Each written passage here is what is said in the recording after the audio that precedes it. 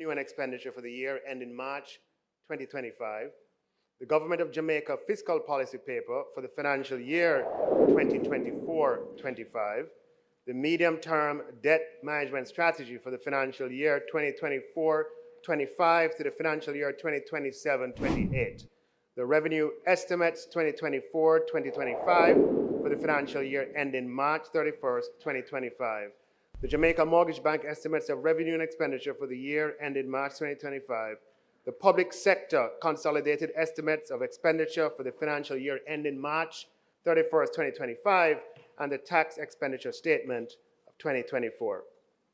I will move the following. Be it resolved that the report of the Standing Finance Committee of the whole House of Representatives, consisting of all members of the House, on the estimates of expenditure 24-25 for the financial year ending March 31st, 2025, the Jamaica Public Body's estimates of revenue and expenditure for the year ending March 2025, the Government of Jamaica Fiscal Policy Paper for the financial year 2024-25, the Medium-Term Debt Management Strategy for the financial year 2024-2025 to the financial year 2027-28, the Revenue Estimates 2024-2025 for the financial year ending March 31st, 2025, the Jamaica Mortgage Bank Estimates of Revenue and Expenditure for the year ending March 2025, the Public Sector Consolidated Estimates of Expenditure for the financial year ending March 31st, 2025, and the Tax Expenditure Statement 2024, which was laid on the table of the House on the 12th day of March 2024, be approved. Madam Speaker, I further beg to give notice that at a later stage today, I'll move for the suspension of the standing orders to enable me to take this motion. And Madam Speaker, I beg to give notice that at the next meeting of the House, I will move to have introduced and read a first time a bill entitled an Act to apply a sum out of the Consolidated Fund to the service of the year ending on the 31st day of March 2025 and to appropriate the sums granted in this session of Parliament. We all know the subject of the budget debate is the appropriation bill. But before the debate commences, the report of the Standing Finance Committee tabled today must be adopted. Therefore, Madam Speaker, I now move for the motion for the adoption of the report of the Standing Finance Committee, notice of which I gave earlier. I beg to give notice of the second reading of the bill, and I further beg to give notice that at a later stage today, I'll move for the suspension of the standing orders to enable me to take reading of the bill and to commence the budget debate. Members, today we will listen to our Minister of Finance and the Public Service as he opens the budget debate. Please make the Minister welcome.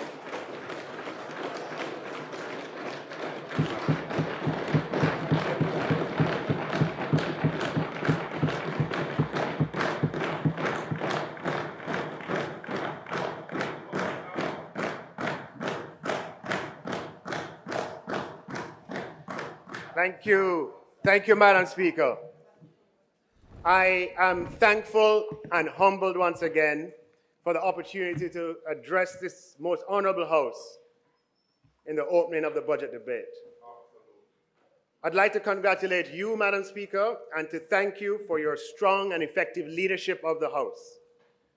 I start my remarks by thanking Almighty God, from whom all blessings flow. Great are his mercies, his faithfulness, and his kindness. The Lord is my strength and my shield. In him my heart trusts.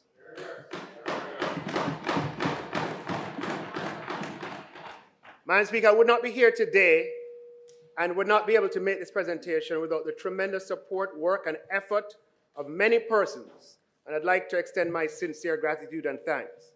To the constituents of St. Andrew Northwestern, thank you for placing confidence in me and my team. It's a privilege to serve you.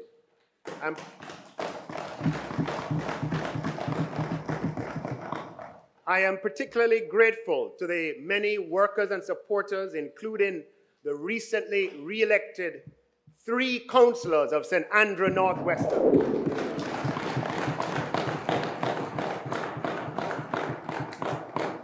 the indomitable five-star general, senior counselor, Vernon McLeod. The suave family man, as he is now, Councillor Dwayne Smith. And man with his ears to the ground, Councillor Andrew Harris, and other members of the constituency executive, several of whom are present in the gallery today. Thank you for your sacrifice, your enthusiasm, faithfulness, and support. Madam Speaker, I consider it a privilege to serve in the cabinet of the Most Honorable Prime Minister, Andrew Holness, the builder.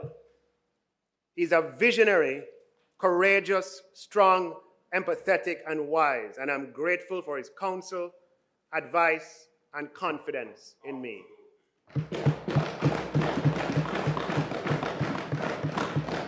To the fellow members of my cabinet, I'm honored to serve with you in a spirit of teamwork, collaboration, and a shared vision.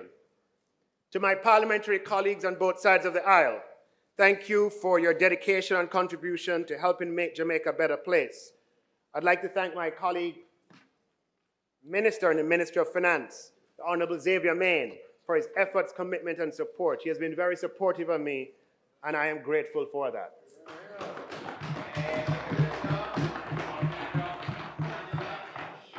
Madam Speaker, Jamaica is truly blessed to have an exceptionally talented, dedicated team at the Ministry of Finance who I'm fortunate to serve alongside. I thank them for their efforts, their contribution, their sacrifices. I thank the Financial Secretary, Darlene Morrison, and her team at the Ministry, as well as my advisory staff. I also thank the administrative and ancillary staff in my office and the security staff assigned to me, who always go beyond the call of duty. Madam Speaker, I thank the board, management, and staff of the Bank of Jamaica, the Planning Institute of Jamaica, the Statistical Institute of Jamaica, the Financial Services Commission, the Students' Loan Bureau, and all of the public bodies within my ministry, all of whom play a key role in Jamaica's economy. Most of all, Madam Speaker, I'd like to thank my wife, Rupi, and my children, who have kindly agreed to share me with the Northwestern Andhra and the people of Jamaica.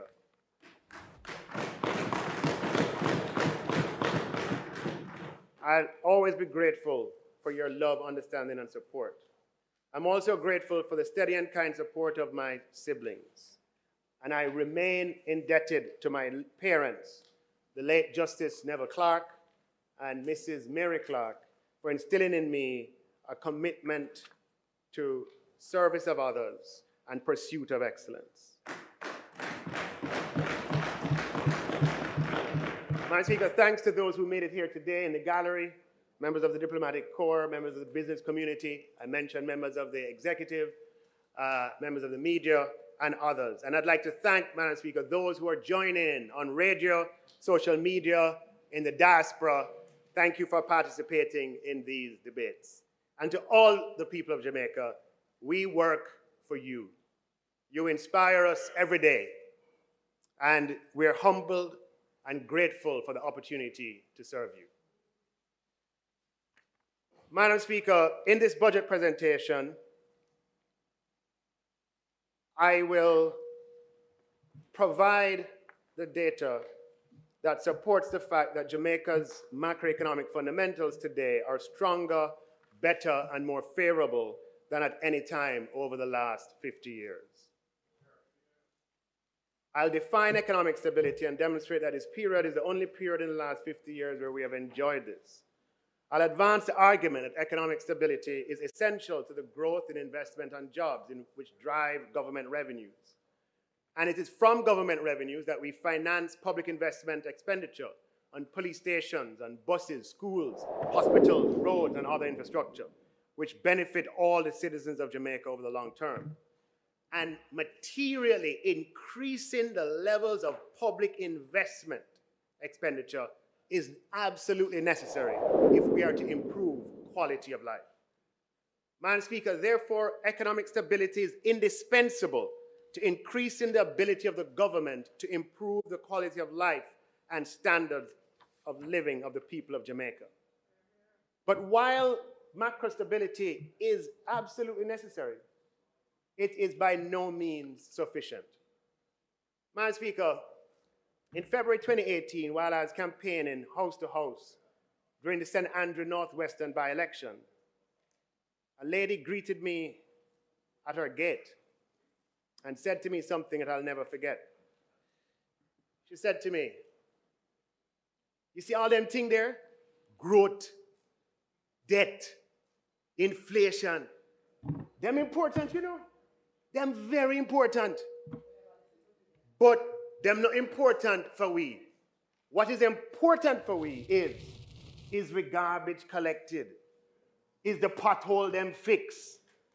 Are the street lights working? That is what is important for we."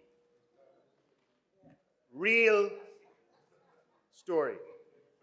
It was one of those moments that will always remain with me. I shared this experience with a few people at the time, including the Prime Minister. And these words have been close to me since then. It was that conversation, Madam Speaker, that was a motivating factor in one of my very first moves as Minister of Finance and Public Service to pay down the streetlight $7 billion bill, which at the time was over 24 months due. And since then, to have the central government pay streetlights every year to the tune of $3.1 billion. Because we have always recognized what is important for the people. Now, Madam Speaker, economic stability is very important, as my constituent rightly acknowledged. It must be achieved and preserved, but it is not an end in itself. Rather, it must deliver for the people, not just the connected or the powerful or the well-organized. Rather, it must deliver for all the people of Jamaica. Because many Jamaicans look it on, say, all right, look, it's great to have achieved macroeconomic stability and all of these wonderful things that have eluded us for decades. But what about my issues? What about my issues? My roads are in a deplorable condition. My garbage is not collected on a regular basis. I've been waiting decades. I still don't have access to water, or in some cases, electricity. It takes an hour for the bus to come, and its timing is not reliable. Food prices have gone beyond my capacity, and I cannot go anywhere and hear reggae music in peace. Everywhere we go, them turn off the music. The people of Jamaica want us to address these important, critical issues and many others like them. The people want to see that these issues are priorities in the fiscal policy choices of the government. The people want to see that the allocation of resources in our national budget is aligned with the pain points that they experience. The people want us to put the same energy into the micro that we put into the macro. Madam Speaker, the people want to see an acceleration in how quickly we can use public investment to address long-standing challenges.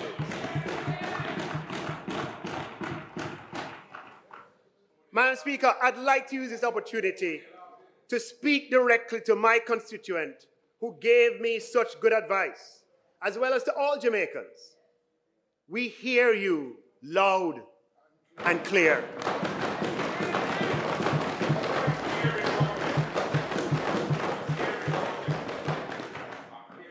This government, headed by the most honorable Prime Minister Andrew Holness, is a listening government.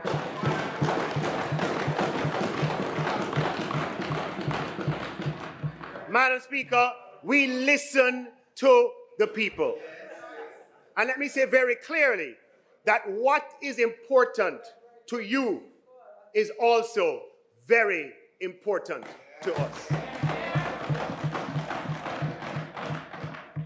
Not only have we listened and heard you, Madam Speaker, let me make it abundantly clear that we're also a government that responds.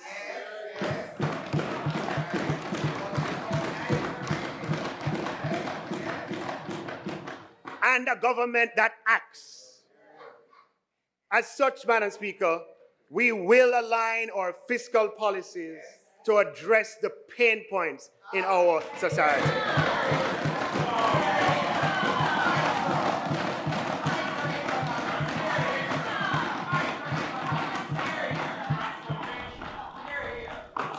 Madam Speaker, we will preserve economic stability. We're best placed to do that. Madam Speaker, we will improve economic stability. We're best placed to do that. And Madam Speaker, we will also leverage economic stability in the people's interest. We are best placed to do that. This government, Madam Speaker, has always listened and always responded in a manner that protects and preserves economic stability while also acting in the people's interest. We've endeavored to do so every year since we were first elected in 2016, and we will also do so. We'll always do so. It is abundantly clear, however, Madam Speaker, the people of Jamaica want even more from us as a government. The people of Jamaica want to know and feel that they're benefiting and participating more directly from the macroeconomic advances that we have made in a manner that improves their lives. Madam Speaker, this has always been our commitment, and we have a strong track record of record quality of life improving achievements that support this. And Madam Speaker, we renew, we redouble, we re-energize our commitment to walk and chew gum. That is to continue improving the macro fundamentals of the country, thereby creating an environment that's conducive to jobs and growth, and at the same time leveraging economic stability that in the people's interest. It is in that context, Madam Speaker, that I'm honored to present the budget for the fiscal year 2024-25.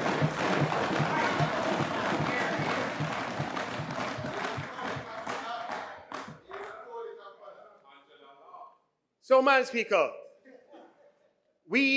I'll spend a little time on the macro achievements and then move on from there.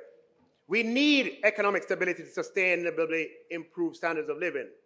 And, Madam Speaker, we can also be proud of Jamaica's strong democratic tradition. This year marks 80 continuous years of electoral democracy in Jamaica.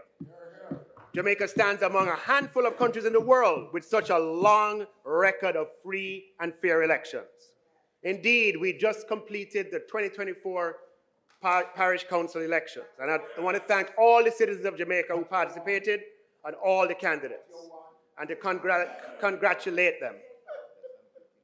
Madam Speaker, I'm also pleased to report that despite the local government elections, our fiscal, monetary, and economic processes were uninterrupted, and we remain steadfast in continuing to address the important business of the people of Jamaica during elections, before elections, and after elections. Madam Speaker, as I said when the budget was tabled, we are tabling the national budget on time, within schedule, and this debate is being opened on time and within schedule, which was not always the case. For the listening public, the general elections in 1989 were held on February 9th, the same month as this election, and the national budget was delayed until June of that year.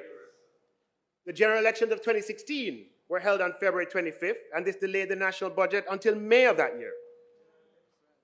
Madam Speaker, some persons, I won't call any names, might be quick to point out that these are general elections, while February 26th was our local government elections. To those persons, I would point to the local government elections of February 1981, which resulted in a delay of the budget until May of 1981. Madam Speaker, election or no election, the national budget must be passed in the House by March 31st each year, and that is now law. And it's a sign of progress for our country. This brings order, increases certainty, and allows citizens to plan. Election or no election, the people's business not to go on. Madam Speaker, another example, the Planning Institute of Jamaica has an annual schedule of public economic briefings, and this schedule is decided in advance. Despite the then pending local government elections, the PIOJ held their quarterly briefings on the scheduled date, as they always do, and updated the country on economic projections. Election or no election, the PIOJ updated the country on time, on schedule, with no delay. Now, Madam Speaker, this is something I have to comment on. Similarly, the Bank of Jamaica has monetary policy committee meetings on a scheduled basis each year. The dates of these meetings are published in advance, and the minutes of those meetings are required by law to be made public after the meetings are held. In addition, the BOJ holds a scheduled monetary policy briefing and press conference after each monetary policy committee meeting. Madam Speaker, Jamaica should be proud of the fact that a few weeks ago, the BOJ held its monetary policy briefing and press conference where it updated the country on monetary policy developments and the outlook for inflation on time, on schedule, election or no election. Now, Madam Speaker, change can be difficult, but these are important developments. The predictability of scheduled economic policy updates from our primary economic institutions taking place on time and on schedule is an essential feature of a modern market-based economy. In a market economy, individual households and businesses in aggregate allocate vast amounts of resources on a daily, monthly, weekly basis. And this private allocation exceeds what the government has available to deploy. Timely and credible economic data and information is indispensable to the efficiency of this process and to the maintenance of a vibrant economy. Credibility is enhanced if these data being provided are done in a predictable manner, impervious to perceptions of whether the data are convenient or not, or to which segments of society they may appear convenient. On the contrary, if economic institutions pick and choose when to speak and adjust according to electoral or political cycle, their pronouncements become suspect and the service they deliver to the Jamaican citizen, households and businesses and investors as well is weakened. As such, Madam Speaker, for our market-based economy to work properly and for it to have the capacity to deliver the resources that the government can spend to improve the quality of people's lives, the publication of data by our economic institutions cannot be subordinated to political processes. Jamaica lifted capital controls in 1993. Since that time, capital can flow in and out of Jamaica freely. In fact, it moves more freely than people. In such a system, confidence is very important, and it can be irreparably damaged if people believe that economic data is provided in a manner that suits the government of the day, or if a pre-scheduled economic data releases are withheld or postponed during electoral cycles. As such, the practice is that once a schedule is set for these primary data releases, and they're done 4 times a year, the schedule is public on the website, those briefings do not vary. And why not one time? Well, the problem is if you do it once, you set unfortunate precedent that it can be done again and again. There's too much at stake, Madam Speaker. For the past 62 years, we have been squeezed into borrowing US dollars from abroad. We demonstrated that with a credible regime, credible economic and monetary policy regime, we were able to borrow in Jamaican dollars for the first time. Madam Speaker, I propose that we formally implement public protocol under which it's clear to everyone that our major economic institutions continue to adhere to a fixed schedule of major data releases and commentary where the schedule is made public at the beginning of the calendar year, but restrict discretionary interviews or speeches by invitation during an election period, which has been the practice. In the June 2016 referendum in the UK, a similar protocol was established and made public. It had existed before, but it was written and made public on this occasion. Some will say, but wait a minute, that's the big UK. You know, what does that have to do with small Jamaica? Well, Madam Speaker, Jamaica and the UK are similar in that we are both politically democratic, market-oriented economic systems. And as the right excellent Marcus Mazara implied through words or deed, who becomes strong by imitating the weak? If you want to be strong, you do what the strong do. Madam Speaker, as with the national budget, with the PIOJ briefings, with the BOJ quarterly updates, election or no election, the people's business must go on. And as I stated before, Madam Speaker, we are committed to ensuring the people's business is addressed on time, on schedule, all the time. Madam Speaker, I'm pleased to report that the Jamaican economy has grown for 10 consecutive quarters.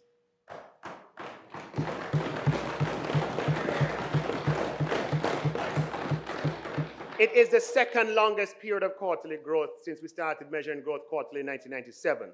The longest, Madam Speaker, was December 2015 to October 2019, when Jamaica experienced 19 consecutive quarters of growth. So, you know, we grow 7 quarters, then we have a couple quarters of decline. Grow 3 quarters, then decline. Grow 9 quarters, then decline. 9 quarters, decline. 1 quarter, decline. So our history has been punctuated, certainly prior to, since we measured growth 1997 until 2015, before that 19 periods of growth, we had as many periods of quarterly growth as we had decline. And some observers cite the fact that for 40 years, between the 1970s and the 2010s, our average economic growth was 1%. That is true. But, Madam Speaker, that masks a deeper truth. It is the variation of growth around that average where the problem has really been. Jamaica's economy, and here we have the 10 quarters of growth on the screen. Jamaica's economy has been characterized by profound volatility, massive ups and downs in quick succession and wild swings. And that has not been good for jobs, Madam Speaker, which is why the unemployment rate was so high for so long. It is that start and stop of the economy and high unemployment that we aim to address. We want to have longer periods of economic expansion and quick recoveries from economic shocks. We want to dampen economic volatility. It's for that reason, Madam Speaker, that we celebrate the 10 quarters, because it has not been the norm. Madam Speaker, Jamaica's per capita GDP is a measure of economic output divided by the number of Jamaicans.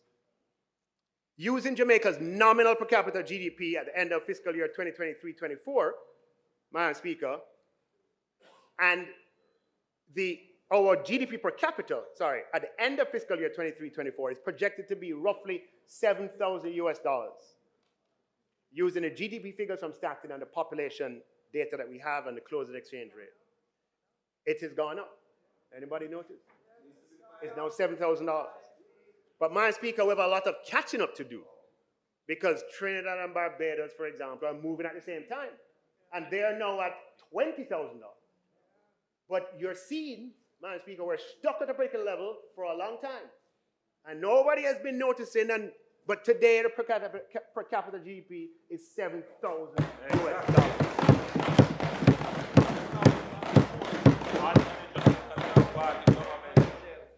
Madam Speaker, the unemployment rate has fallen to 4.2%.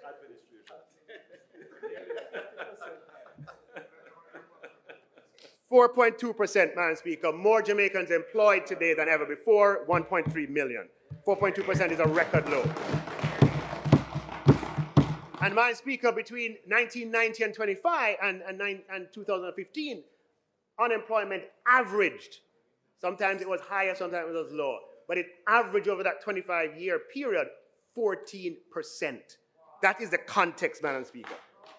And our labor participation rate is higher than the United States, higher than the United Kingdom, higher than Barbados, higher than Trinidad. A greater proportion of our labor force, of our population, is in the labor force than all of those countries. Now, we want to increase the value of jobs, but the only way to sustainably do it is to increase the skills and boosting the education outcomes of the population. Madam Speaker, debt to GDP is projected to be 72% by the end of the fiscal year.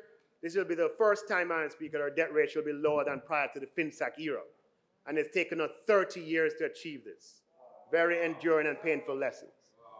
Madam Speaker, Jamaica's debt could be as low as 64% of GDP by April 2025. And if achieved, this will be the lowest debt ratio since 1976, 50 years ago.